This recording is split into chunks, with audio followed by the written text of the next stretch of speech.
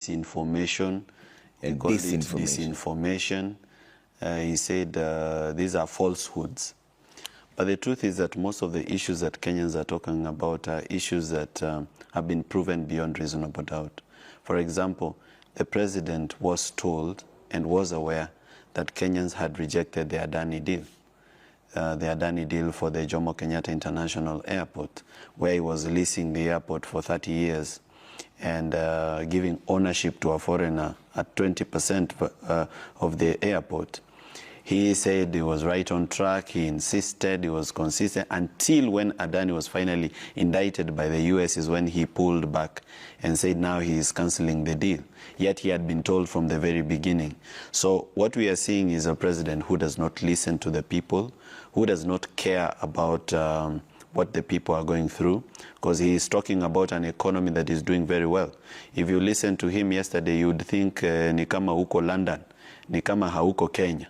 You would think he's talking about a different Kenya more than the one that we live in. Because the one that we live in, Kenyans are struggling. More Kenyans have been pushed to hunger.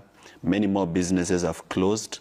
People are not making, it's not that there are new jobs, because he talked about a decrease in the number of people that are unemployed, and that he has created more than 200,000 jobs.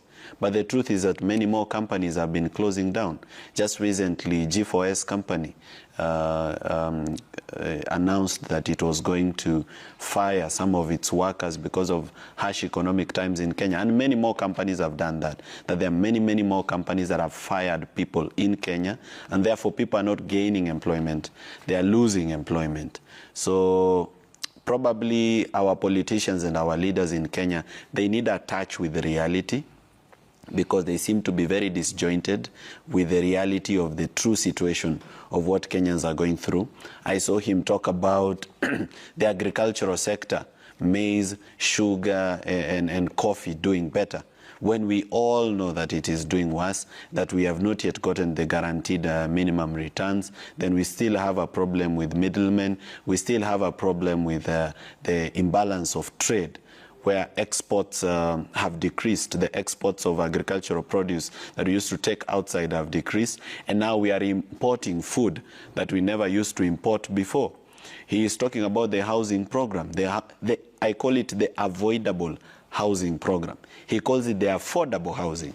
First, we've proven that it is not affordable, because a bed sitter costs you about 1.79 million. That is unaffordable to 98% of Kenyans.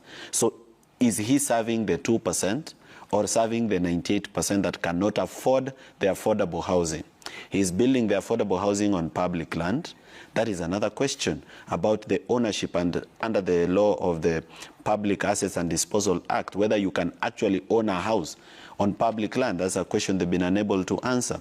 He is talking about these houses coming to solve a housing problem, when people actually have much bigger problems than housing.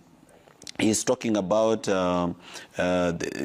just recently we saw that a title deed for public land was used by a private developer to borrow a loan from a bank. Can you imagine, in this same country, that a private developer building a housing program can actually take a title belonging to the Kenyan public and borrow money with it from a bank? How was it even accepted for that person to borrow? Yep. So all in all, the reflection is this.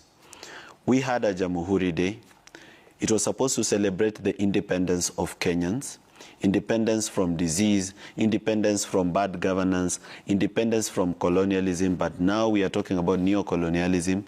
We are talking about corruption. We are talking about bad governance.